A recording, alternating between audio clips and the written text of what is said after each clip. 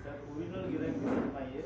दुकान चाललं की अनेक लोक येतात, मात्र ओरिजिनल गिराईक दिसणं असं वक्तव्य दिलं त्याच्यावर संभ्रम निर्माण. नितीन, यात संभ्रम कसला? नितीन गडकरी खरं बोलले. नितीन गडकरींनी या देशातल्या भारतीय जनता पक्षाच्या सद्यस्थितीविषयी परखड मत व्यक्त केलं आणि ते सत्य आहे. आम्ही ते विचारतो की अटल बिहारी वाजपेयींचा भारतीय जनता पक्ष कुठे आहे? लालकृष्ण अडवाणींचा भारतीय जनता पक्ष कुठे आहे? ज्या पक्षाबरोबर आम्ही 25 वर्ष काढली तो पक्ष आज कुठे आहे? ते एनडीए कुठे आहे? नितीनजींनी सांगितलं की दुकान जोरात आहे, पण सगळा नवा माल आहे, ओरिजिनल माल बाहेर आहे, म्हणजे डुप्लिकेट माल आहे. आम्ही तेच म्हणतोय, भारतीय जनता पक्षाचं सध्याचं दुकान हे डुप्लिकेट माल विकणार आहे. आणि नितीन गडकरींसारखा ज्येष्ठ नेताही तेच सांगतो. आज भारतीय जनता पक्षामध्ये जर महाराष्ट्रातलं आपण पाहिलं तर 70% लोक हा डुप्लिकेट माल आहे. भारतीय जनता पक्षाचे मित्र पक्ष आपण पाहिले, हा डुप्लिकेट माल आहे. हे आता आम्ही म्हणत होतो तोपर्यंत ठीक आहे, पण आज तुमचेच ज्येष्ठ नेते जे संघ परिवाराशी संबंधित आहे, ज्यांनी या महाराष्ट्रात आणि देशामध्ये भारतीय जनता पक्ष उभा करण्यासाठी संघर्ष केलेला आहे, जे भारतीय जनता पक्षाचे राष्ट्रीय अध्यक्ष होते, महाराष्ट्राचे अध्यक्ष होते, असे सन्माननीय नितीन गडकरीजीने जे सत्य सांगितल्यावर आम्ही याच्यावरती फार भाष्य करावं असं आम्हाला वाटत नाही.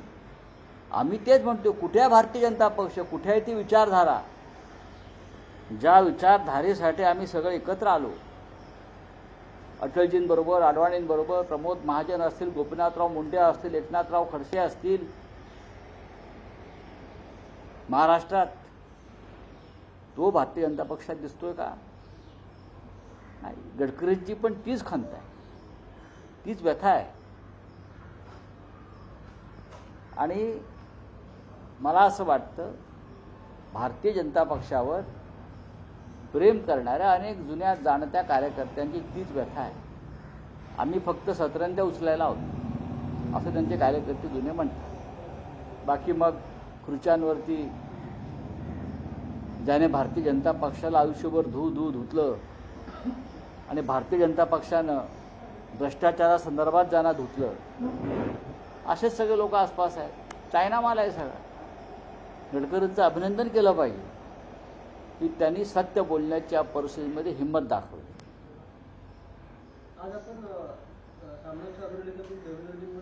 कोणावर टीका कुठे केली? रावणपूर यांनी अशी ट्विट केली की अहंकाराच्या नशेत जिंकून उद्धव ठाकरे यांनी देवेंद्रजींवर टीका केली. आणि आम्ही देवेंद्रजी हे एक सद्गृहस्थ आहेत, संस्कारी गृहस्थ आहेत, जुन्या भारतीय जनता पक्षाशी संबंधित आहेत, जे गडकरींनी उल्लेख केलेला आहे. आम्ही फक्त आरसा दाखवला. देवेंद्रजी असं म्हणाले की आमच्याशी बेईमानी केली म्हणून आम्ही शिवसेना किंवा राष्ट्रवादी काँग्रेस फोडली आणि त्यांना आमच्याबरोबर घेऊन आलो. आम्ही त्यांना आरसा दाखवला. बेईमानी आम्ही केली नाही, बेईमानी तुमच्या वरिष्ठांनी केली शिवसेनेच्या बाबतीत. आज जो डुप्लिकेट माल तुम्ही घेऊन बसलेला ती बेईमानी. 2014 साली आपण बेईमानी केली आणि 2019ला आपण बेईमानी केली, म्हणून तुमच्यावरती ही वेळ आली डुप्लिकेट माल घेऊन राज्य करण्याची. एवढंच आम्ही सांगितलंय ना. त्यात बावनकुळ्यांना इतक्या मिरच्या झोमण्याचं कारण काय? अजून त्यांना खरी मिरची झोंबायची आहे, वेळ आहे, थांबा जरा. एकनाथराव खडसेंनी सांगितलं ना 2014 साली कोणी युती तोडली, आणि 2019 साली जो शब्द दिला होता भारतीय जनता पक्षानं मुख्यमंत्रीपदाच्या बाबतीत तो आम्ही तोडला नाही, तो तुम्ही तोडला. बेईमान कोण? आता बेईमान कोण असा प्रश्न विचारणं आणि सत्य सांगणं त्यात काय चूक आहे? त्यात आम्ही कोणी म्हणतोय की देवेंद्र फडणवीस यांचा त्यात अपराध आहे म्हणून? तुमचे वरिष्ठ, तुमचं हायकमांड ते शब्दाला जागलं नाही. तुमच्या भाजपच्या सध्याच्या हायकमांडने, डुप्लिकेट हायकमांडनं शब्द राखला नाही, युती तोडली, म्हणून ही वेळ आली. आणि आज नितीन गडकरी यांनी नेमकं तेच भाष्य केलेलं आहे. फडणवीस हे म्हणतात की कोण? फडणवीस म्हणतात फेस टू फेस सरकार आहे, फेसबुक सरकार आहे. ते ठीक आहे, सोडून द्या. कर्नाटकमध्ये पुन्हा एकदा शिवाजी महाराजांचा पुतळा बाजूला त्याच्यावरती आमचं माहिती घेण्याचं काम चालू आहे. एकंदरीत आणि जर तसं काय असेल तर सरकार का झोपा काढतंय का? मुख्यमंत्री उपमुख्यमंत्री त्यांची जबाबदारी नाही? हा प्रश्न त्यांना विचारा. हे जे मुख्यमंत्री आहेत ना, टिमकी मिरवतात ना, मी बेळगावला जाऊन लाट्या खाट्या खाल्ल्या, ते आता सिद्ध करा खरोखर खाल्ल्या होत्या की नाही ते. तर 48 जागेसंदर्भात आता फैसला होणार आहे. आपण 48 जागा कोणाकोणाला वाटल्या येणार आहे आणि आता राष्ट्रवादीच्या ठिकाणी आणि काँग्रेसच्या ठिकाणी आपण दावे केले जातात. ओमराजे निंबाळकरच्या देखील जागे काँग्रेसची जागा आता म्हणतात की तिकडे आमची वेळ आहे त्याला, तुम्ही चिंता करू नका. 48 जागा संदर्भात व्यवस्थित जागा वाटप होईल. खरी चिंता एक डाऊटफुल आणि 2 हाफ आहेत ना, म्हणजे भाजपा आणि काय ते शिंदे गट आणि पवार गट, त्यांच्यामध्ये जागा वाटपावरून ते एकमेकाच्या छातीवर बसणार. आमचं व्यवस्थित चाललं. इंडिया बैठकीची तयारी कुठपर्यंत आली? रोज सांगतोय ना, जोरात आहे. माननीय उद्धव ठाकरे यांच्या अध्यक्षतेखाली इंडिया अलायन्सची बैठक होईल मुंबईत आणि त्याची तयारी जोरात आहे.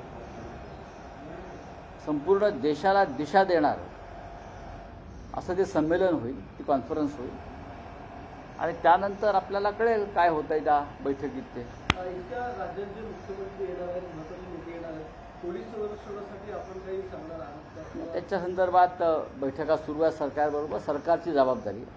6 राज्यांचे मुख्यमंत्री येत आहेत, विशेष सुरक्षा व्यवस्था असलेले देशभरातले प्रमुख नेते येत आहेत, आधी फारुख अब्दुल्लापासून अनेक नेते येत आहेत, राहुलजी येत आहेत. त्याच्यामुळे सरकारला याच्यामध्ये सहकार्य करावं लागेल. ठीक है सर, हिंदी में आप बताइए. सामना के संपादकीय में आपने आज देवेंद्र फडणवीस जी के ऊपर काफी तर्क टिप्पणियां की हैं, जिसको लेकर बीजेपी के कई सारे नेता नाराज भी दिख रहे हैं. आखिर इतनी तल्खी क्यों? आपने उसमें उनको अर्ध चेतना मतलब बेहोशी की हालत में भी बता रहे हैं. संवेदनशील मुख्यमंत्री अब उप मुख्यमंत्री घमंडी हो चुके हैं. इस तरह के शब्दों का इस्तेमाल कर रहे हैं. वजह क्या है? क्या ये शब्द अनपार्लियामेंट्री है क्या? घमंडी, इस शब्द का इस्तेमाल तो प्रधानमंत्री जी ने किया है. घमंडिया, इंडिया के बारे में कहा ना, घमंड शब्द का इस्तेमाल तो प्रधानमंत्री जी करते हैं हमारे बार बार. तो ये शब्द का अनपार्लियामेंट्री है.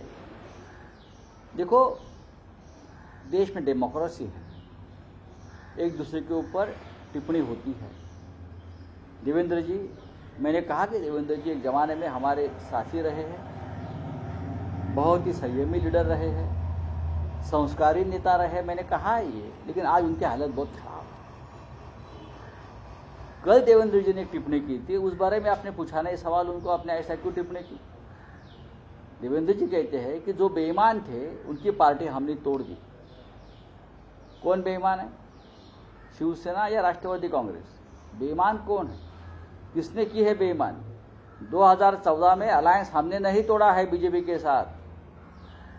आपका घमंड, आपके पार्टी का घमंड, उस घमंड की वजह से अलायंस टूटा है 2014 में. एकनाथ खड़से जी विटनेस है.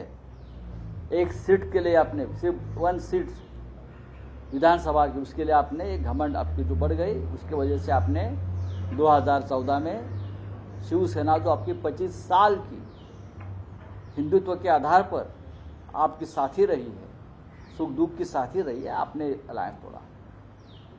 2019 में फिर हम एक साथ आए थे. 2019 में एक फडणवीस जी विटनेस है. अमित शाह जी के सामने ये बात हुई थी कि सत्ता आने के बाद महाराष्ट्र में सीट पावर शेयरिंग 50-50, आप जाकर देखिए, रिकॉर्ड है उसका सब. लेकिन जब हमने एकनाथ शिंदे का नाम दिया मुख्यमंत्री पद के लिए तो आपने अलायंस तोड़ दिया है. हमने, उद्धव जी ने एकनाथ शिंदे का नाम दिया था 2.5 साल के मुख्यमंत्री पद के लिए, तो आपके तरफ से ये है कि हम एकनाथ शिंदे के साथ काम नहीं कर सकते, कोई और नाम दीजिए. आप उनको लेकर आप बैठे हो, तो बेईमानी किसने की है?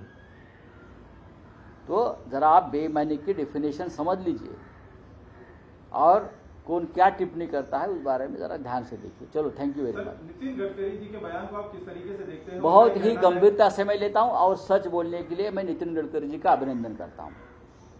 हम बार बार ये कहते हैं, जिस जनता पार्टी के साथ हमारी पूरी जिंदगी गई है शिवसेना की 25 साल से भी ज़्यादा समय, वो अटल बिहारी वाजपेयी की भारतीय जनता पार्टी, अडवाणी जी की भारतीय जनता पार्टी, एक विचार से हम लोग आए थे एक साथ और एनडीए भी बनाया था। आज कहाँ है वो? तो नितिन गडकरी साहब जो कभी भारतीय जनता पार्टी के राष्ट्रीय अध्यक्ष रहे हैं, महाराष्ट्र में जो पहली सरकार बनी थी शिवसेना भाजपा की, उस सरकार के बहुत महत्वपूर्ण मंत्री रहे हैं, वो गडकरी जी आज बोलते हैं कि भाजपा में ओरिजिनल कुछ बचा नहीं है, सब डुप्लीकेट माल है, और डुप्लीकेट माल के सहारे वो देश की राजनीति, महाराष्ट्र की राजनीति में गंदगी फैलाना चाहते हैं। गडकरी जी ने सच कहा है और इसलिए मैं उनका अभिनंदन करता हूँ। लोकशाही मराठी ऐका, पहा, जागरूक रहा।